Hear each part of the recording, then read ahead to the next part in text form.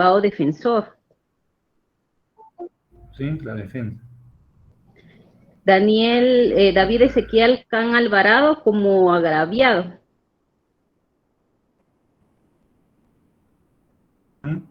Agraviado. Y don Henry como abogado del agraviado. Abogado que diga antes él. Sí, licenciado. Muy bien. Correcto. Muy bien, el tiempo es para ustedes, compañeros. Ya saben, miembros del grupo, habilitada la cámara.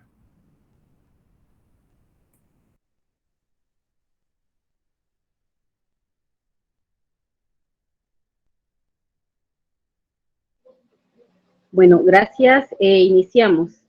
En la ciudad de Chimaltenango, del departamento de Chimaltenango, el día 18 de marzo del año 2022, siendo las 18 horas con 11 minutos, constituidos en la sala de audiencia del Juzgado de Primera Instancia Penal, Narcoactividad y Delitos contra el Ambiente, estando suscrita de la juez Nancy Jacqueline Escobar Ortiz, comparecen las partes con el objeto de diligenciar la audiencia de primera declaración del proceso identificado en la causa número 4026-2022 en contra del señor Esli Daniel Gutiérrez Girón por el delito de extorsión. Para tal efecto, se procede a la verificación de los sujetos procesales y por parte del Ministerio Público se encuentra presente la auxiliar fiscal, licenciada Amanda Yesenia Mendoza Juárez. Presente, honorable juzgadora. Gracias. Se verifica la presencia del sindicado Esli Daniel Isauro Gutiérrez Girón, acompañado de su abogado defensor. Presente, honorable juzgadora. Gracias. Asimismo, por parte agraviada se encuentra el señor David Ezequiel Can Alvarado y su abogado licenciado Henry Estuardo González Ramírez. Presente. Gracias. Presente, honorable juzgador. Gracias. Señor Esli Daniel Gutiérrez Girón, procedo a explicarle que esta audiencia tiene por objeto escuchar su primera declaración. Asimismo, la fiscal del Ministerio Público le intimará el hecho por el cual está usted detenido, hecho que se le atribuye, indicándole las circunstancias de tiempo, modo y lugar, en la forma presumiblemente cometida y su posible participación en este hecho. Asimismo, le indicará su calificación jurídica provisional y la descripción de los elementos de convicción existentes. Por lo que, por favor, señor Esli, necesito que me diga su nombre completo. Mi nombre completo sería Esli Daniel Gutiérrez Girón. Gracias. ¿Tiene usted algún apodo o sobrenombre? No, ninguno. ¿Cuántos años tiene? 24 años. ¿Es soltero o casado? Soltero. ¿Lugar y fecha de nacimiento? Chimaltenango, 28 de agosto de 1998. ¿Profesión u oficio? Perito contador. ¿Cuál es su domicilio? Chimaltenango. ¿En dónde vive? San Andrés Itzapa, Chimaltenango. ¿Con quién vive? Con mis padres. ¿Cuál es el nombre de sus padres? José Eduardo Gutiérrez y Orlendi Carol Girón. Gracias. ¿Depende de usted alguna persona? No, ninguna. ¿Cuál es el número de su DPI? 3121-88-765-0413. Gracias, es todo por el momento. Gracias. Licenciado Carlos Adrián Bernardino Vaca, le solicito se sirva a indicar si acepta la defensa técnica del sindicado, ya identificado, asimismo que señale lugar para recibir citaciones y notificaciones y número de teléfono para recibir comunicaciones. Sí, honorable juzgadora, de parte de la defensa sí acepta el lugar para recibir notificaciones en la 8ª calle D, zona 2 de Chimaltenango. El número de teléfono es el 5349-9116. Señora juzgadora. Muy bien, gracias. Se le concede la palabra a la fiscal del Ministerio Público para que intime los hechos al sindicado de conformidad con la ley. Por favor, licenciada Amanda. Muchas gracias, honorable juzgadora. Como representante del Ministerio Público, el día de hoy le hago saber al señor Eslin Daniel Gutiérrez el hecho por el que hoy se encuentra presente. El día 10 de enero del año 2022, siendo las 17 horas con 30 minutos, se encontraba en la tienda que tiene por nombre La Bendición el señor David Ezequiel Can Alvarado, propietario de dicho negocio, la cual se encuentra ubicada en la calle Real 2-00, zona 1 de este municipio y departamento. Como siempre lo hacía, estaba ordenando su producto en la estantería cuando entró el hoy sindicado Eslin Daniel Gutiérrez Girón a la tienda, supuestamente a comprar una Coca-Cola y un Tortrix. Al momento de ingerir estos alimentos dentro de la tienda, David Can se dio cuenta que el sindicado Eslin Gutiérrez observaba todo lo que había en la tienda, para luego realizar una llamada y con palabras que daban a entender que estaba coordinando un hecho delictivo con otra persona, por lo que alertó a don David Can de que algo estaba mal, por lo cual le preguntó, ¿se le ofrece algo más?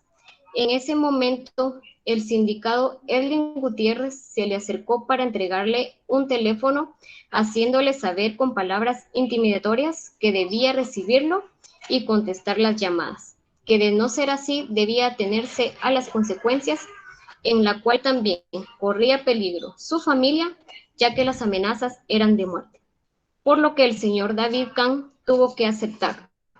A los 5 minutos de haberse ido el sindicado Eslin Gutiérrez, efectivamente le llamaron de un número desconocido a ese teléfono, y don David Can contestó con mucho temor y escuchó la voz de un hombre que le dijo que le iban a cobrar 300 quetzales a la semana para que pudiera trabajar tranquilo. De lo contrario, le darían muerte a él y a un familiar. El señor David Ezequiel Can Alvarado informó que realizó 2 depósitos bancarios, los cuales fueron solicitados en una llamada telefónica. El tercer depósito no lo pudo realizar, motivo por lo que fue aprehendido en flagrancia el sindicado Eslin Daniel Gutiérrez por los elementos de la Policía Nacional Civil el día 23 de enero del presente año, a las 9:40 en el mismo lugar anteriormente identificado. El sindicado Eslin Gutiérrez es acusado de cometer el delito de extorsión, tal como lo establece el artículo 261 del Código Penal, por lo que se le solicita, señora jueza, prisión preventiva para el sindicado, como lo establece el artículo 259 del Código Procesal Penal. El Ministerio Público también cuenta con los siguientes elementos de convicción. Número 1. Teléfono celular que fue entregado al señor David Can para llamarle y pedir el dinero de la extorsión. 2 testigos que vieron al sindicado Eslin Daniel Gutiérrez Girón el 1 de enero del 2022 entrar a la tienda. Asimismo, contamos con las boletas de depósito extendidas por Banrural al número de cuenta 0987-980 98-654. También con un video de cámara de seguridad de la tienda donde se determina la hora y el momento en donde el sujeto entra a la tienda. Así, señora jueza, esos son los hechos por los que hoy el sindicado se encuentra acá. Muchas gracias, licenciada. Señor Eslin Daniel Gutiérrez Girón, escuchó ya usted el hecho que se le atribuye por parte del Ministerio Público. ¿Le quedó claro? Sí, honorable juzgadora, me quedó claro. Muy bien. Entonces, le doy a usted en este momento la oportunidad de declarar para que preste su declaración en relación a ese hecho. Si usted va a declarar, simplemente lo amonesto para que se conduzca con la verdad. Y le advierto que usted no está obligado a declarar contra sí mismo, contra su cónyuge o contra parientes dentro de los grados de ley, asistiéndole también el derecho de abstenerse a declarar.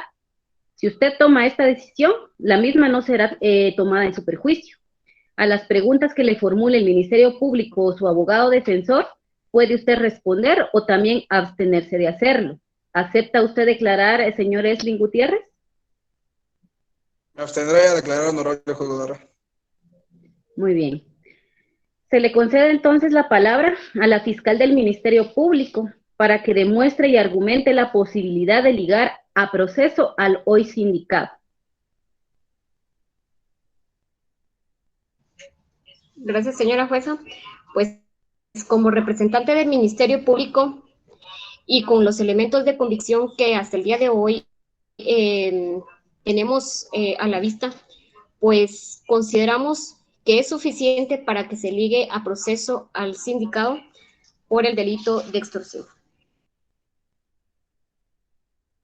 Gracias, licenciada. Para que se ejerza la defensa técnica del sindicado, licenciado Bernardino, le doy la participación respectiva a fin de que usted me haga su requerimiento, ¿se liga o no a proceso a su patrocinado? Sí, honorable juzgadora, de parte de la defensa, en mi calidad de abogado, nos oponemos a la petición del Ministerio Público en virtud de que los medios de convicción pues no son suficientes para poder ligarlo a proceso. Por lo que solicito que se beneficie con falta de mérito, en virtud de que los medios de convicción pues no son suficientes, ya que en algunos medios pues no se detalla con claridad, ¿verdad?, que mi patrocinado esté participando en ello. Por lo que la defensa pues solicita la falta de mérito en base al artículo 272 del Código Procesal Penal. Solamente, señora juez. Muchas gracias, licenciado. Señor Esli Gutiérrez, el Ministerio Público me solicita que usted sea ligado a proceso por el delito de extorsión. A dicha petición, su abogado defensor se opone alegando una falta de mérito. En consecuencia, este juzgado, al resolver sobre la posibilidad de ligar a proceso a su persona, analizando los elementos de convicción, declara sin lugar la falta de mérito y por los hechos intimados por la Fiscalía del Ministerio Público, se considera que existen los presupuestos necesarios para ligarlo a proceso penal. A usted, señor Esling, por el delito de extorsión, regulado en el artículo 261 del Código Penal, por lo cual se le dicta prisión preventiva y auto de procesamiento regulados en el artículo 259 y 320 del Código Procesal Penal. Estando usted ya ligado a proceso, es necesario que aseguremos su presencia para la sustanciación del mismo. ¿Qué medidas de coerción propone el Ministerio Público? Gracias, señora jueza. Pues respondiendo ante su pregunta, sí consideramos que tenemos los elementos de convicción necesarios para que se pueda aplicar la prisión preventiva al sindicado por el delito de extorsión. Gracias, licenciada. ¿Qué medida de coerción propone la defensa? En virtud de lo que se le acusa a mi patrocinado, él no está extenso de una medida sustitutiva, por lo que solicito que se le beneficie con el arresto domiciliario en base al artículo 264 del Código Procesal Penal. Ese sería mi requerimiento, honorable juzgadora. Gracias, licenciado. Señor Esli, tomo muy en cuenta el hecho que se pone a la vista el día de hoy y también tomando en cuenta que el Ministerio Público solicita la prisión preventiva y su abogado el arresto domiciliario. Basándonos en el artículo 259 del Código Procesal Penal, este juzgado se inclina por la prisión preventiva, porque existen medios racionales suficientes para creer que usted ha cometido el delito, por lo cual desde este momento lo dejo a disposición del Centro Preventivo para Varones del Departamento de Chimaltenango. y concedo a darle la palabra a la fiscal del Ministerio Público y al abogado defensor para que se pronuncien sobre el plazo razonable para la investigación.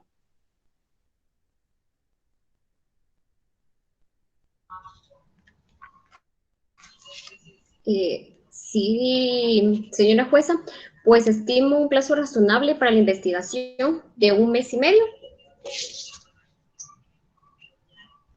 Gracias, licenciada. ¿Y la defensa? De parte de la defensa, pues no hay ningún inconveniente que se tenga ese plazo para poder continuar con la investigación. No se opone. Muy bien, Eso muchas es todo, gracias. señor. Gracias. Se fija entonces la fecha para la presentación del acto conclusivo el día 28 de abril del año 2002 y en consecuencia también se fija la audiencia para la etapa intermedia el 5 de mayo del año 2022. Quedan debidamente notificadas los sujetos procesales de las resoluciones judiciales emitidas en esta audiencia, la que finaliza cuando son las 18:26. Eso es todo. Muchas gracias.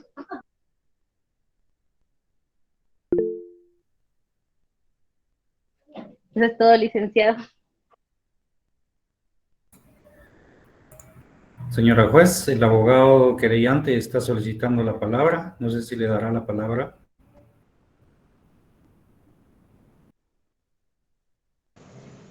Y dígame, Así don es, Henry. muy agradecido, licenciado. Señora juez, le solicito a usted la palabra primero para dar lugar a indicar la dirección para recibir notificaciones, que en este caso sería la tercera calle 2-00 de la zona 3 de Chimaltenango. Y segundo, pues estoy totalmente de acuerdo con lo establecido en su dictamen en relación al procesado, honorable juzgadora. Eso es todo, licenciado Henry.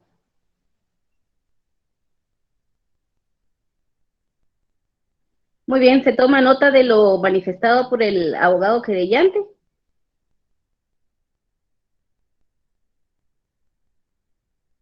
Gracias, licenciado.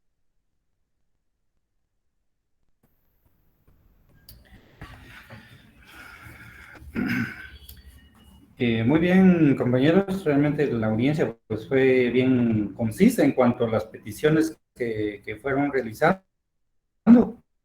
Sin embargo, voy a hacer algunos llamados a corregir, ¿verdad? Porque la intención es que aprendamos todos de lo que ocurre en cualquier institución judicial. Porque esto, digámoslo así, aquí es donde podemos cometer errores y aquí es donde vamos a poder solucionar esos errores. Bueno, me voy a referir en principio al juez que yo me imagino que por los nervios un poco pues afectó el desarrollo, dado que simplemente preguntaba si los sujetos procesales estaban presentes y esta había que entender que era la primera comparecencia judicial. Quiere decir que había que señalar lugar para recibir notificaciones, únicamente lo hizo con uno de los sujetos procesales, que es la defensa. A la defensa sí le solicitó lugar para recibir notificaciones, ¿sí? Entonces esto hay que hacerlo con todos. Cualquier sujeto procesal que se considere vulnerado en su derecho también puede reclamar. Intervenir en el proceso penal es sencillo, tal como hizo el licenciado en el momento ya querellante. Él pidió la palabra hasta que se la otorgaron. Así debe de ser. Ahí hay que ser un poquito necio, no quedarnos simplemente con lo que el juez esté indicando o resolviendo. Hay que ser un poquito necios y estar ahí solicitando la palabra. Hubieron manifestaciones de los sujetos procesales, específicamente el Ministerio Público, que en su intervención para su argumento para ligar a proceso, de una vez hizo la solicitud de prisión preventiva. Ahí la defensa hubiera objetado inmediatamente porque es algo ilegal. no dijo nada a la defensa, por lo tanto, el juez tampoco se dejó pasar este vicio bastante grande. Luego, al momento de la medida de coerción, cuando el juez resuelve, el juez resuelve lo relativo a la prisión preventiva, resuelve el auto de procesamiento, inmediatamente dice también prisión preventiva. Entonces, está resolviendo algo que no le han pedido en ese momento. ¿Sí? Entonces, me imagino yo, y supongo que es por los nervios que fallaron un poquito, ¿sí? En la resolución, pues, indica la honorable juzgadora que utiliza una fecha que ya no es posible utilizar, en el año 2002. Entonces, son situaciones que hacen inválido el acto de primera declaración. Bueno, ahora me voy a referir a lo último que ocurrió con el licenciado querellante. Obviamente esto ya es parte de la experiencia que ocurre con los estudiantes, ¿sí? Y también en los órganos jurisdiccionales. Cuando concluya la audiencia de primera declaración, por ser la primera comparecencia, hasta el momento tiene intervención el querellante, ¿sí? Donde estaba pidiendo la palabra el querellante, el licenciado Estuardo González. Sin embargo, el argumento que él indica, señalo el lugar para recibir notificaciones y que estoy de acuerdo con lo que la licenciada resolvió. Sin embargo, aquí la intervención debió haber sido en este sentido y se los voy a explicar. ¿Me están escuchando fluido, jóvenes? Sí, licenciado. Sí, licenciado. Sí, licenciado. La intervención del querellante en este momento, el juez le da, pero no para que se manifieste en relación a lo que está resolviéndose, sino a solicitar la intervención como querellante adhesivo, porque es la primera comparecencia. Entonces, en este sentido, el licenciado Estuardo González hubiera indicado, yo soy el abogado en representación del señor David Ezequiel Can Alvarado y solicito constituirme como querellante adhesivo, ¿sí? Dado que él fue quien puso la denuncia. En ese momento el juez toma esta petición y gira la palabra a los demás sujetos procesales, al fiscal y a la defensa.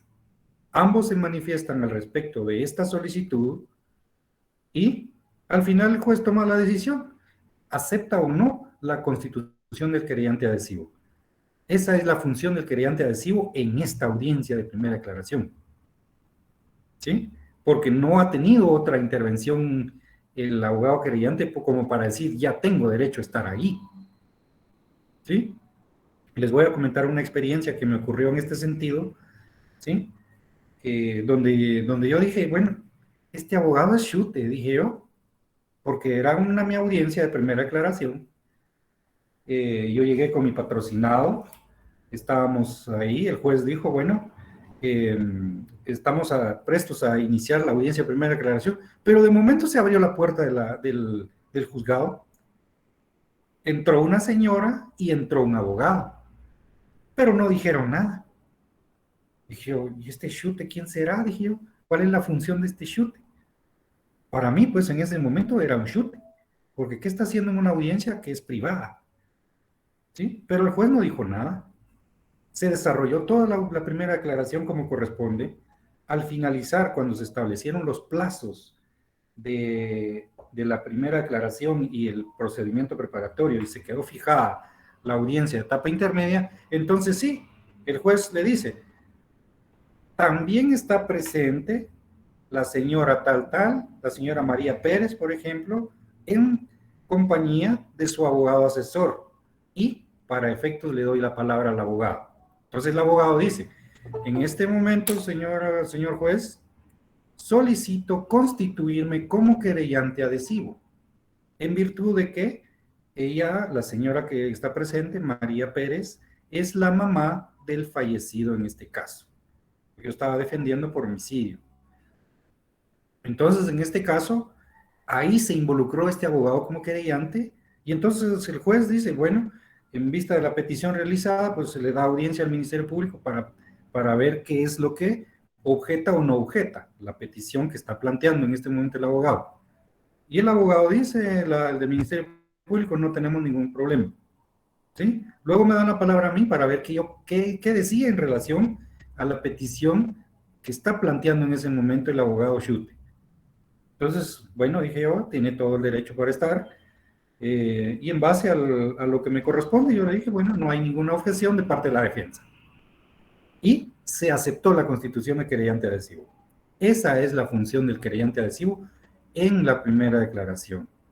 ¿Sí? Entonces, aquí lo que ocurrió no es desconocimiento, es un poco de inexperiencia. ¿Sí?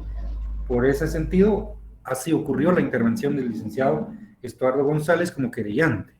Ya cuando se acepta la constitución de querellante, entonces él dice, ahora sí, estoy de acuerdo con lo que manifestó el juez al resolver. ¿Estamos, jóvenes? Sí, Gracias, licenciado. licenciado. Gracias. Estamos de acuerdo entonces. Grupo número 3.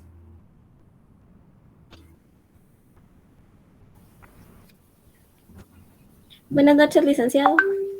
Muy bien. Keila, ¿verdad? Ahorita voy a ubicar sus documentos.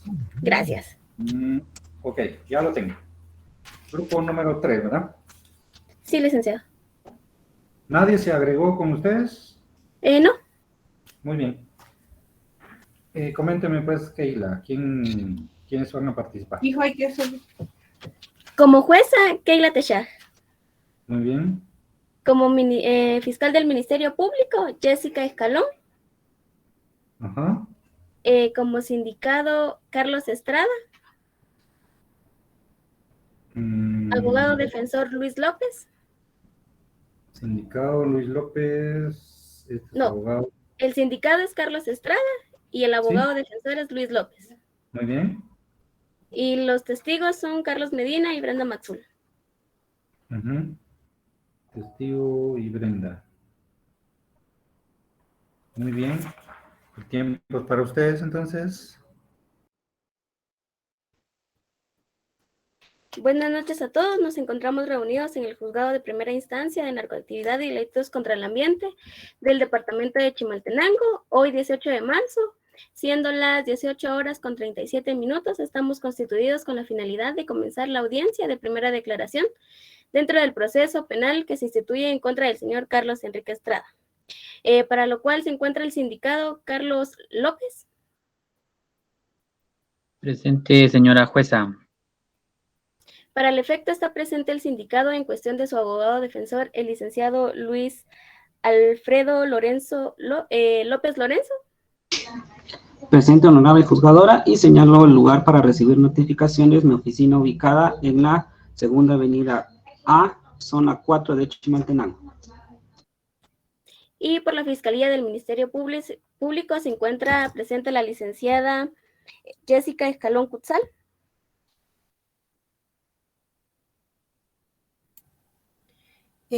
Presente, honorable juzgadora, y lugar para recibir notificaciones en la Fiscalía del Ministerio Público del Departamento de Chimaltenango. Gracias. Le doy la intervención a Carlos López para que por favor me indique cuál es su nombre completo y correcto. Mi nombre, Carlos Enrique Estrada López. ¿Sabe usted si tiene algún apodo o sobrenombre conocido? No tengo. ¿Cuántos años tiene? Tengo 24 años. ¿En qué lugar y fecha nació? Diciembre 15 del 97. ¿El lugar? San Martín Jilotepeque, Chimaltenango. ¿Cuál es su estado civil? Soltero. ¿Con quién vive? Con mis papás. Muy bien. ¿Cuál es el nombre de sus padres? Ernestina López y Alejandro Estrada. ¿Cuál es su grado de escolaridad? diversificado. ¿Trabaja actualmente? Sí, ¿Cuánto gana mensualmente? alrededor de 2.500 mensuales. ¿Depende económicamente de alguien? No, ¿Dónde vive actualmente y el tiempo que tiene ahí viviendo? resido en la Primera Avenida 2-97, barrio La Joya, del municipio de San Martín Jilotepeque, departamento de Chimaltenango. Más o menos unos 22 años. Muy bien. En la audiencia está presente la licenciada Jessica Escalón Cutzal. Como antes se lo indiqué, ella representa al Ministerio Público. Ella le va a hacer saber a usted las circunstancias de forma, modo y lugar, hasta ahora ya conocidos. ¿Cuál es el hecho delictivo que se le atribuye? ¿Cómo se califica el delito supuestamente realizado por usted de acuerdo al Código Penal? Y también le va a indicar los elementos de investigación, qué elementos de investigación hay incorporados al proceso penal. Le ruego que le preste atención a la fiscal y cualquier duda que tenga se la comunique cuando ella termine su intervención. Muchas gracias, honorable jueza. Buenas tardes a todos los presentes. Carlos Enrique Estrada López. A continuación, le hago de su conocimiento el hecho por el cual usted está presente aquí. Usted, Carlos Enrique Estrada López, el día 20 de enero del año 2022, siendo aproximadamente las 20 horas con 0 minutos, en la salida del Centro Universitario de Chimaltenango, ubicado en la Escuela Tipo Federación Miguel Hidalgo y Costilla JM, Chimaltenango, primera calle, 10-57, zona 3 de Chimaltenango, fue visto cuando se acercaba a gran velocidad y colisionó con una motocicleta tipo Pasola de color negro con las placas HP 234, marca Honda, la cual era conducida por Helen Unice Yaquín, invistiéndola violentamente, arrojándola varios metros por el enorme impacto que sufrió e instantáneamente murió. Luego del hecho, usted se dio a la fuga. Fue reconocido por las placas de su vehículo que conducía en ese día, marca Toyota con números PO-18-4BJZ, color rojo. Otro de los datos que se le atribuye es que el día 30 de enero del año en curso se giró orden de captura en su contra, aprendido el día 22 de febrero del año en curso. A esta acción se le atribuye el delito de homicidio culposo respaldado con el artículo 127 del Código Penal. La Fiscalía cuenta con los siguientes elementos de convicción. 1. Oficio número 1233-2022 de fecha 20 de enero del año en curso de la Policía Nacional Civil de la localidad, duplicado de la prevención policial de fecha 21 de enero del año en curso, número 123 de la Policía Nacional Civil de la subestación 520 de Chimaltenango. Fotografía de las escenas que se dieron el día de la acción. Según el peritaje y el estudio de alcoholemia realizado, se determina que usted consume licor constantemente.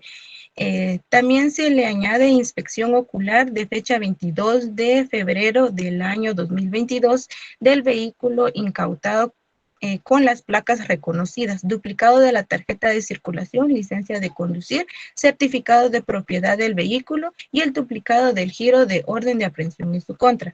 Además, contamos con el informe de INASIF de levantamiento del cadáver de la hoy oxida Helen Eunice Raquel Yaquín, identificada con su original y copia del número de DPI 2722-7046-60407, fotocopia del acta de nacimiento y certificado médico y del certificado de defunción, así mismo con la declaración testimonial anticipada de los elementos de investigación de parte de Brenda Coyote y Carlos Medina, de fecha 20 de enero del año 2022, que fueron testigos presenciales de los hechos ocurridos en el lugar, hora, fecha ya mencionados. cada uno identificado con original y copia de DPI. Asimismo, pongo a la vista, señora jueza, el examen de necropsia para determinar el motivo por el cual le causó la muerte a la hoy occiso Helen Mise Yaqui Raquel.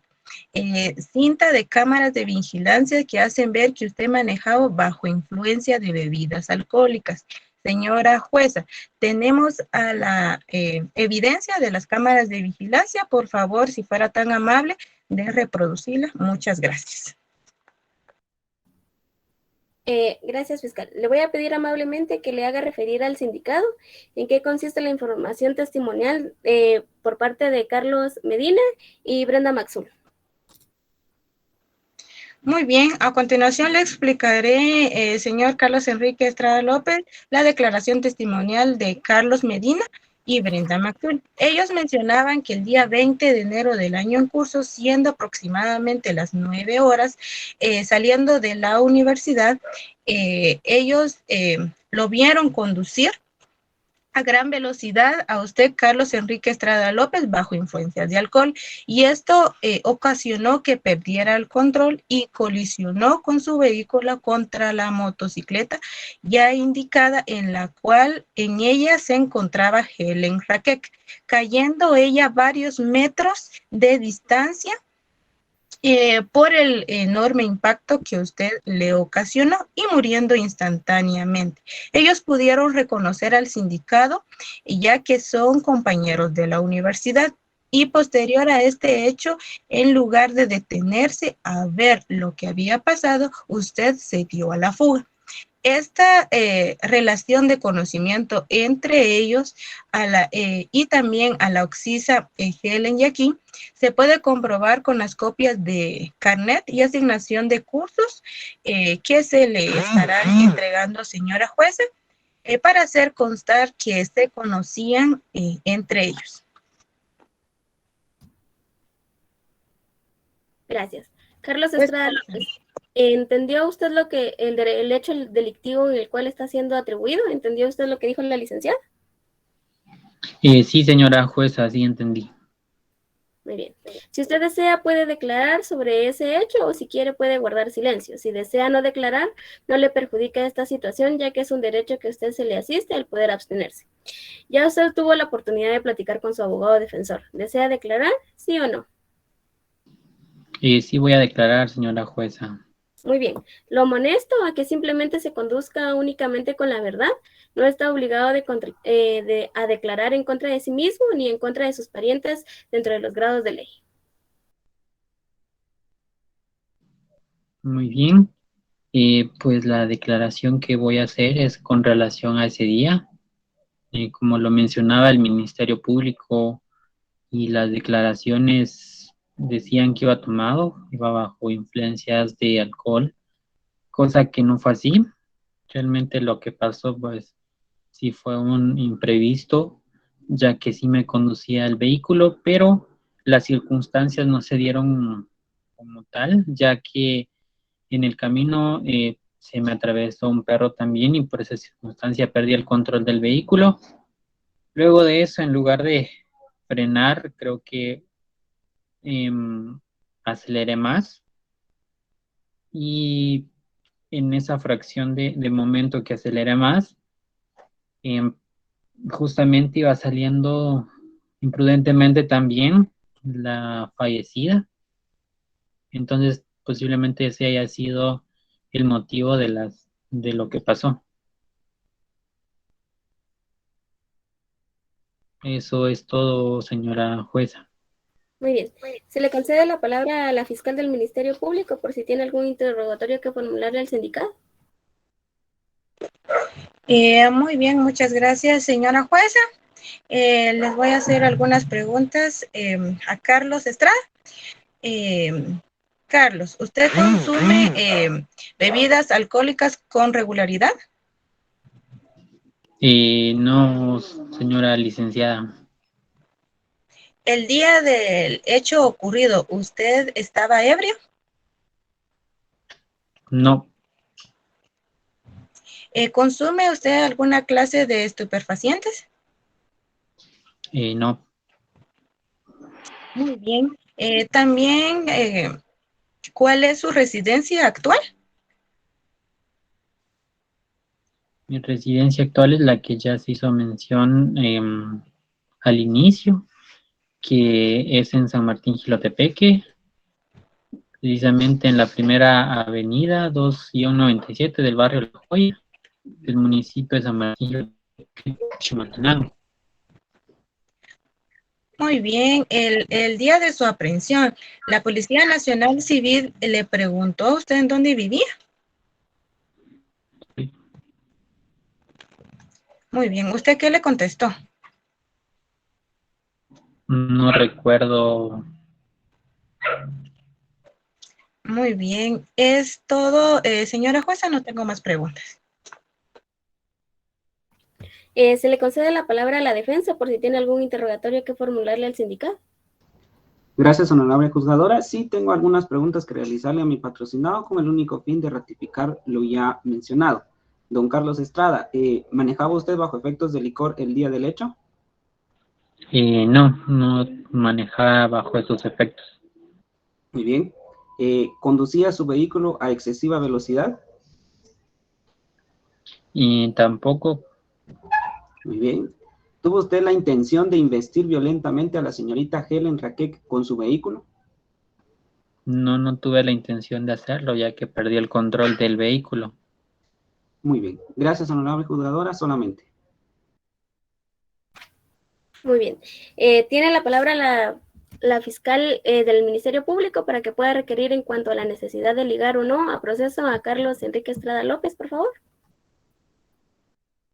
Muchas gracias, señora jueza. En el presente caso, el Ministerio Público, por el medio suscrito hasta el momento, según el análisis del presente caso, de las actuaciones en proceso, en especial de las declaraciones testimoniales de Carlos Medina y Brenda Coyote, rendidas en la Fiscalía del Ministerio Público de Chimaltenango en la fecha 20 de enero del año 2022, en la cual son congruentes y resistentes entre sí, en cuanto a la forma que se llevó a cabo la acción ocurrida fuera del centro universitario de la dirección ya mencionada, relatando cada uno de los puntos necesarios de la forma, modo, tiempo y lugar en la cual se estiman los hechos. La colisión que se tuvo entre usted, Carlos Estrada, con su vehículo contra la motocicleta de Helen Raquel, causándole la muerte. Posterior a ello se dio a la fuga, medios por el cual ahora ya se añadió al expediente. En cuanto a la forma que fue aprehendido el señor Carlos Estrada López, se giró orden de captura, y en su vivienda se encontraba, y dicha dirección es la Alameda Chimaltenango, en la cual fue encontrado tanto usted como su vehículo, y que en el momento que fue aprehendido se pudo observar que en el vehículo aún tenía indicios del choque. Se pudo observar los vidrios rotos de la delantera del vehículo dañado, el cual el vehículo por tal razón fue incautado.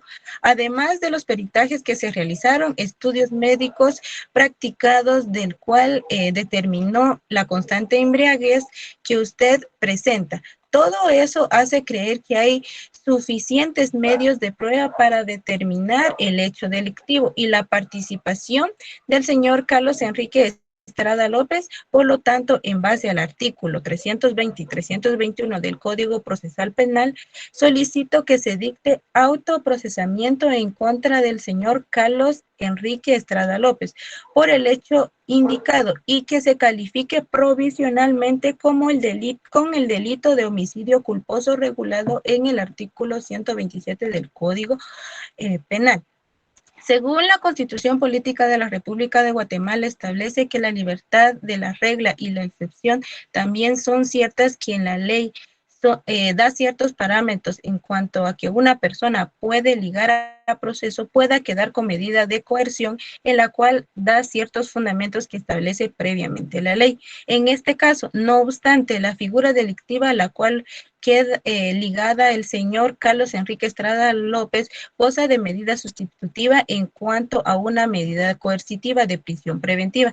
También es cierto que se dan los presupuestos en el presente caso a juicio del Ministerio Público sobre el peligro de fuga y obstaculización de la verdad, toda vez que según como lo establece el inciso primero del artículo 62 del Código Procesal Penal, para establecer o determinar el peligro de fuga, que debe determinar que existe un arraigo en el país y que existe más que todo sí el domicilio de la persona. En el presente caso, el señor Carlos Enrique Estrada López dio un domicilio a la persona, en este caso, Carlos Enrique Estrada López, dentro de la audiencia, manifestando residir en un lugar distinto al que dio en su declaración ante la Policía Nacional Civil, en la cual declara que él vive en Alameda, Paticía, Chimaltenango, en la cual esa dirección no existe. Además, cuando fue aprehendido, dio otra residencia. Y ahora en esta audiencia da otra distinta. Por lo tanto, lo que manifestó en la subestación de la Policía Nacional Civil y lo referido dentro del presente audiencia, se estima que no está determinado el domicilio del sindicado. Por lo tanto, se cree que existe peligro de fuga dentro del presente proceso y asimismo una obstaculización de la investigación, ya que en el numeral segundo del artículo 263 del Código Procesal Penal se puede decidir que puede influenciar en una conducta, aún más en este caso, ya que anteriormente ya se dio a la fuga. Y según las declaraciones testimoniales de Brenda Coyote y Carlos Medina, que ellos observaron cuando huyó Carlos Estrada López de la escena de los hechos ya constituidos anteriormente. Y todo esto hace presumir que puede haber nuevamente fuga y obstaculización de la investigación de parte del Ministerio Público, toda vez que existe dos peligros procesales en base al artículo 259 del Código Procesal Penal, que se tome en cuenta que sí existe información para que se crea que el sindicado haya cometido el delito y se dicte la prisión preventiva de conformidad con el artículo 259 del Código Procesal Penal. Únicamente, señora jueza, muchas gracias. Muy bien, tiene la palabra la defensa para que pueda requerir en cuanto a la necesidad o no de ligar a proceso a su patrocinado. Gracias, honorable juzgadora. Con el respeto debido, hago la siguiente exposición. En relación a la petición formulada por la representante del Ministerio Público, la defensa técnica objeciona tal petición, en el sentido que, de acuerdo a los medios de prueba que están incorporados hasta el momento en el proceso, no se dan los lineamientos que exige el delito de homicidio culposo. Asimismo, según lo relatado por la fiscal del Ministerio Público, se menciona que a mi patrocinado se le practicó una prueba de alcoholemia. Sin embargo, dicha prueba se le practicó en una fecha posterior a la del hecho acaecido. Por lo tanto, considero, honorable juzgadora, oportuno formular la petición de decretar una falta de mérito a favor de mi patrocinado, fundamentando mi petición en lo que establece el artículo 272 del Código Procesal Penal y el artículo 28 constitucional.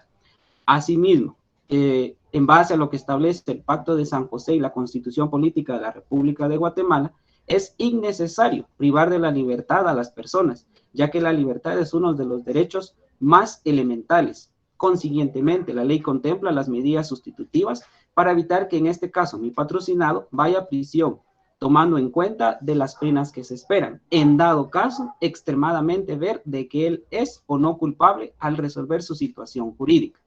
En este caso, honorable juzgadora, considero factible aplicar alguna de las medidas sustitutivas que se contemplan en el artículo 264 del Código Procesal Penal, y que en este caso sería el arresto domiciliario y que se le obliga a mi patrocinado de presentarse a firmar algún libro, ya sea en el tribunal o en el lugar donde determine la honorable juzgadora.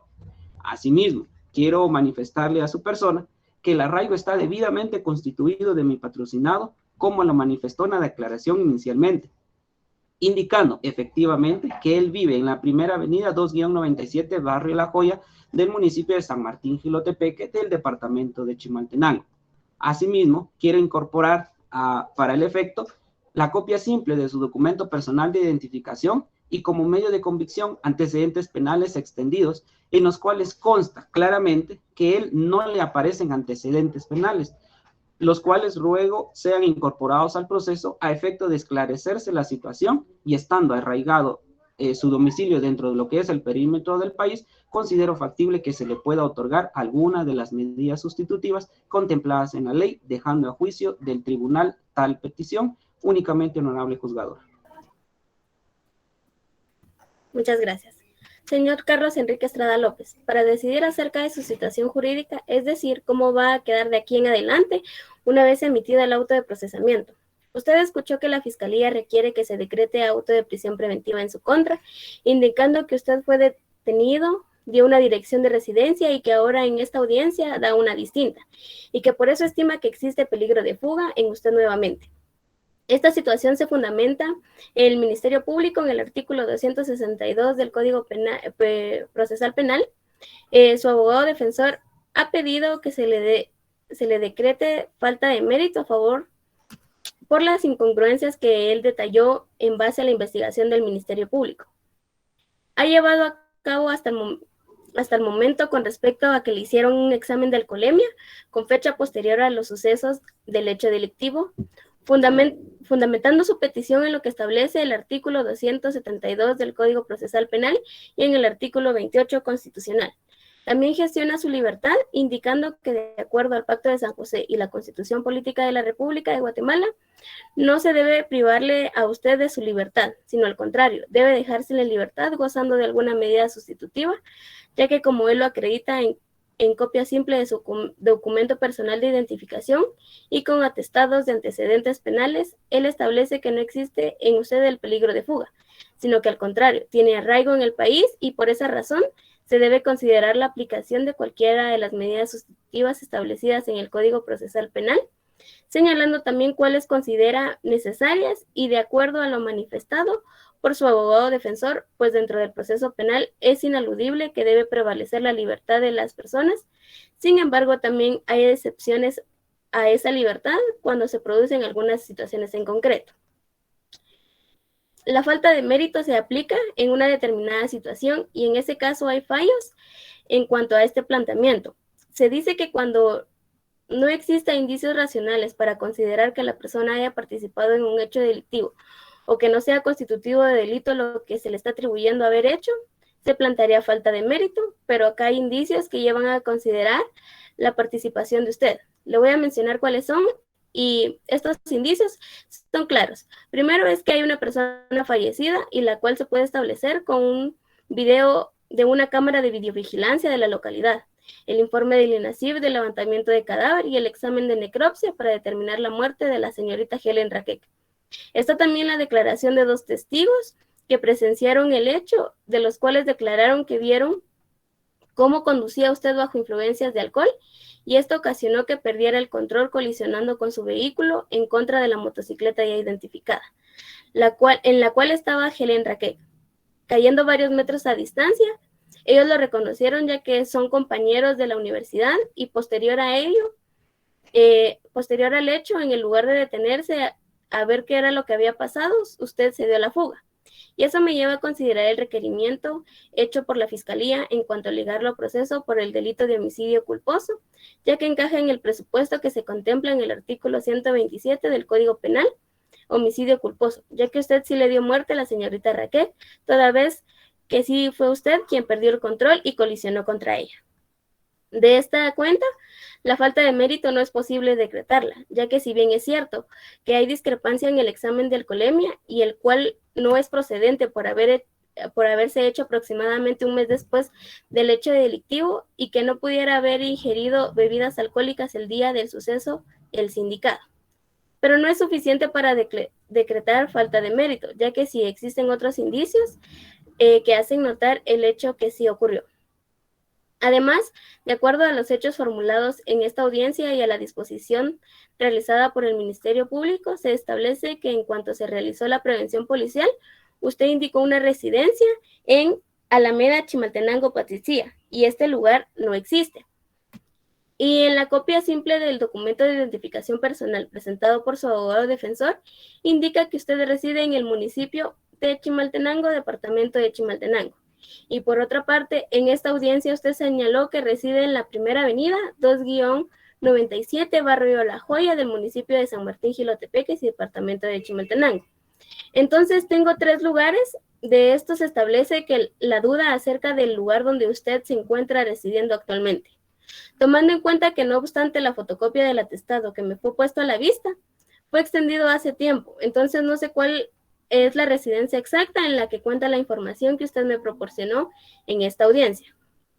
Esta circunstancia hace evidente la existencia del peligro procesal de fuga, por lo que estimo correcto el argumento y la gestión que hace el Ministerio Público, no así la de su abogado defensor, por las circunstancias indicadas anteriormente. Por esta razón, y con fundamento en los artículos 259 y 260 del Código Penal, decreto auto de prisión preventiva en contra suya por existir razonablemente el peligro de fuga. El hecho que por el que el decreto es a medida de coerción es porque usted lo escuchó ya antes. En esta audiencia, al momento que le fue intimado el hecho, el delito es homicidio culposo y la disposición penal aplicable es el artículo 127 del Código Penal. Y lo dejo a disposición de este órgano jurisdiccional en el Centro de Detención Preventiva para Hombres y Mujeres de Chimaltenango. Se le concede la palabra a la Fiscalía del MP para que se pronuncie sobre el plazo razonable para realizar la investigación del presente caso. Gracias, señora jueza. Así es. En este caso, se ha determinado cuando es medida sustitutiva más de 4 meses, pero para este efecto, que es prisión preventiva, se puede decir y pedir que sea un plazo de 3 meses para la investigación. Muy bien, se le concede la palabra a la defensa para que se pronuncie sobre el plazo razonable a la investigación, si está de acuerdo. Sí, estoy de acuerdo, honorable juzgador. Muy bien. Tomando en cuenta entonces el derecho del imputado de ser juzgado dentro de un plazo razonable y considerando el argumento de que representa a la Fiscalía, se fija el plazo para el viernes 17 de junio del 2022 del año en curso para que la Fiscalía, para que el Ministerio Público pueda presentar el requerimiento conclusorio de mérito, y en esta razón se fijará la audiencia el día lunes 11 de julio del presente año, a las 9 horas, a efecto de que pueda comparecer los sujetos procesales a este órgano jurisdiccional para establecer la procedencia o no del requerimiento conclusorio, que se sirva presentar a la Fiscalía del Ministerio Público. Esta decisión judicial se asume sin que ello perjudique el derecho de la defensa del imputado, quien puede hacer uso de todas las instituciones jurídicas contempladas en el Código Procesal Penal para hacer efectivo el derecho de defensa y en lo que corresponde a la Fiscalía del Ministerio Público, sin que también se le perjudique la actividad investigativa que tiene. Quedan debidamente notificados los sujetos procesales de la resolución judicial emitida en la audiencia, a la que finaliza cuando son las 19 horas con 8 minutos. Muchas gracias.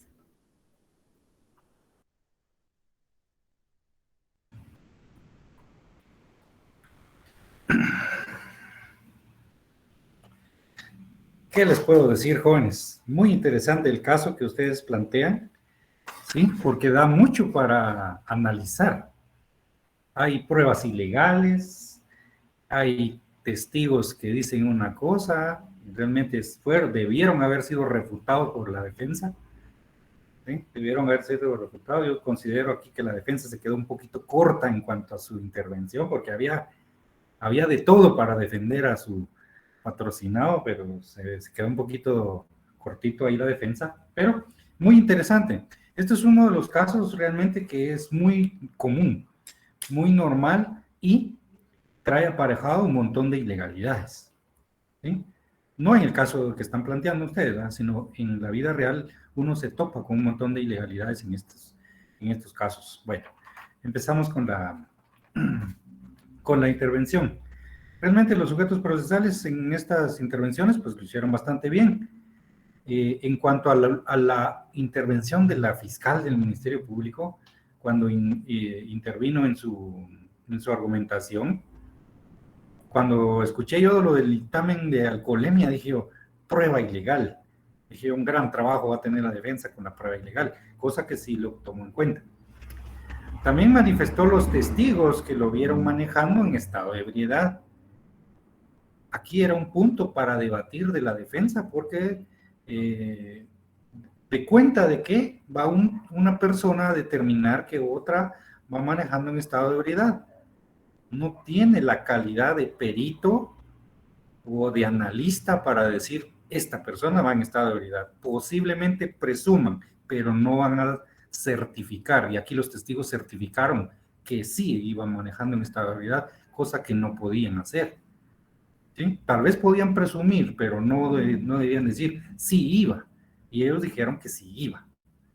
¿Sí? Entonces son términos, digámoslo así, que le dan chance a la defensa para hacer un trabajo un poquito más amplio. ¿Sí? En cuanto a la declaración del sindicado, hubo una intervención muy interesante que él hace, y él dice, en un momento un perro se me atravesó, perdí el control y aceleré más. Aceleró más. Entonces, tanto la fiscal como la defensa debieron haber hecho una pregunta muy importante ahí y nadie lo hizo. ¿Por qué aceleró más? ¿Por error? ¿O porque quiso frenar? ¿Qué es lo que lo motivó en ese momento a hacer, pero resultó que aceleró? Era una pregunta que se solucionaba con la pregunta que debieron haber hecho, pero ni la defensa ni la fiscal tampoco hicieron esta pregunta. Lo esperé, dije yo, lo tenían que preguntar, pero no lo hicieron. Esta pregunta solucionaba mucho, porque le daba indicios al fiscal, al juez, para decir si tenía intención de matar o no tenía intención de matar. Esto era determinante, cosa que se quedó en el aire, ¿sí? Al final, pues cuando se le da la oportunidad de solicitar autoprocesamiento a la fiscal, hizo su intervención, pero de una vez intervino en cuanto a la solicitud de medida de coerción. Bueno, les explico. Este punto no es extraño, pero debe ser autorizado por el juez, ¿sí? Para tomar la doble intervención junto. Y esto se hace bajo la autorización del juez cuando trabaja la economía procesal y la celeridad procesal.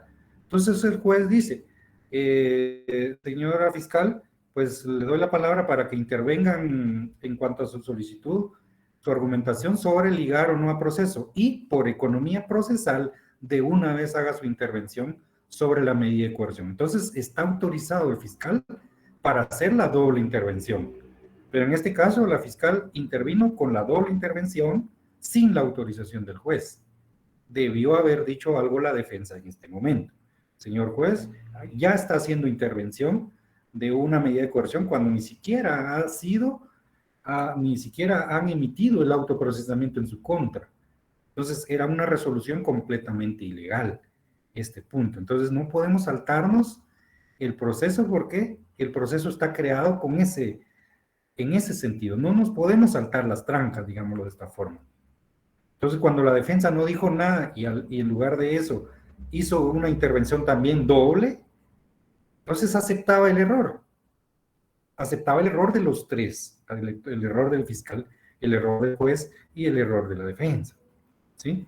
Cosa que sí, es muy raro que se dé, pero necesitamos tener el auto de procesamiento para establecer una medida de coerción. No podemos decirle a la persona, mire, lo vamos a dejar preso, ni siquiera ha sido emitida el auto de procesamiento en su contra. Y eso sí es un dato muy que hay que corregir, pues, porque sí es un dato muy erróneo lo que se hizo en este sentido. ¿Sí? La defensa tenía las de ganar también con la intervención que hizo el Ministerio Público, porque en ningún momento incluyó en su intervención el certificado de función. Cuando el juez dijo, se tiene por acreditado el fallecimiento con el análisis del INASIF y mencionó 3 cosas, dije yo, tiene que tener certificación de defunción, pero no lo mencionó. Entonces la defensa tenía todas las de ganar aquí. ¿Sí? Tenía todas las de ganar y al final terminó su patrocinado en prisión. ¿Sí? Entonces, muy interesante este caso que plantearon, jóvenes, porque sí realmente da mucho para pensar en cuanto a los elementos de convicción que se presentaron. ¿Sí? Muy interesante. Estuvo bonita la intervención de ustedes, compañeras. Muy bien. Entonces, jóvenes, ¿alguna duda que les haya generado la intervención de estos 2 grupos? ¿O alguna duda que haya nacido de lo que hemos visto hasta este momento?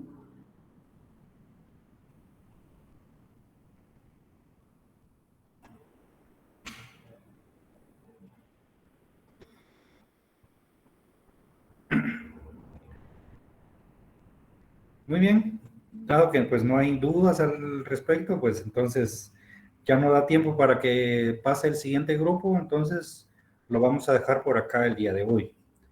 La otra semana es semana de exámenes y pues el examen de procesal penal está programado para el martes a las 6. Nuevamente pregunto, ¿están de acuerdo que se lleve a las 6, 6:30?